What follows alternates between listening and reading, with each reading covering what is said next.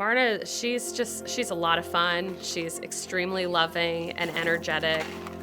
Marna's very thoughtful and kind to others. She brings a joy to our lives that we didn't know we were missing until she joined our family.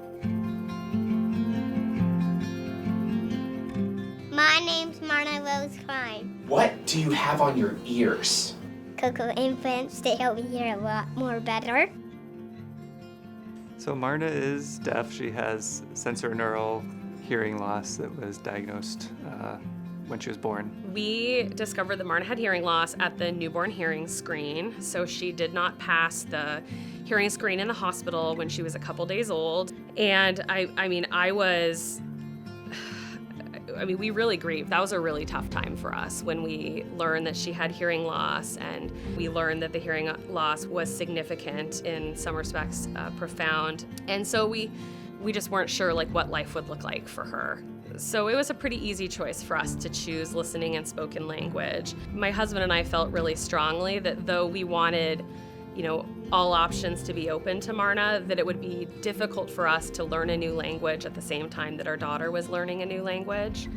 And listening and spoken language is, how our family communicates, and we didn't want to be held back by our own lack of knowledge in order to deeply and fully communicate with Marna. When she was in the Birth to 3 program with Listen and Talk, I think it is hard because early on, it's a lot of putting time and effort and auditory input into the little infant or newborn or baby, and you don't get a whole heck of a lot back in that moment. And so trying to keep that up was challenging, but it is helpful to have the support of the Listen Talk team. It's all worth it. It's an upfront investment, so to speak. I had to wait 18 months to hear her say mama, which is a long time to wait for a mom. And it was shortly after she got her first cochlear implant that she started really making intentional, full words.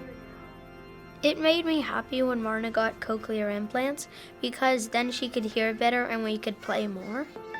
And I remember meeting with providers saying, is she going to talk? Is she, is she on the right path? It was amazing to hear those first words, and maybe better that we had to wait so long to get them, and then she just took off from there.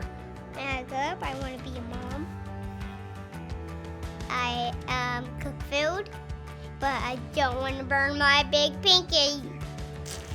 I feel like her growth has been exponential. She's really just taken off here. And one of the things we really appreciate is because kids that are deaf or hard of hearing are not that common. It's not like you're not at the playground or other places, and she's not seeing a lot of other kids with cochlear implants or hearing aids. But when she can come to school, that's a kind of a normal thing, and she doesn't have to explain it to everyone. And so in that respect, it's been a really safe place for her to kind of learn about how to interact with the world. Marna loves going to preschool here. She loves Listen and Talk. She's always excited to go to school every day. I think everyone is her friend. My friends are Gleason and Logan and Evelyn. One of our areas of focus was the self-advocacy skills, and she has become such an advocate for herself around the technology and speaking up about why she needs it and when she can't hear someone. I look back at her journey as something to celebrate, and I have to reroot myself in those early feelings of sadness and surprise, because I look back on it now as just something that has always been hopeful and positive. And Marna is, I really do think she's unstoppable, and I know that anything is possible for her. I believe Marna can be whatever she wants to be. Marna has made incredible use of the technology and of her cochlear implants and of listening and spoken language that I'm just really excited to see what the next years bring.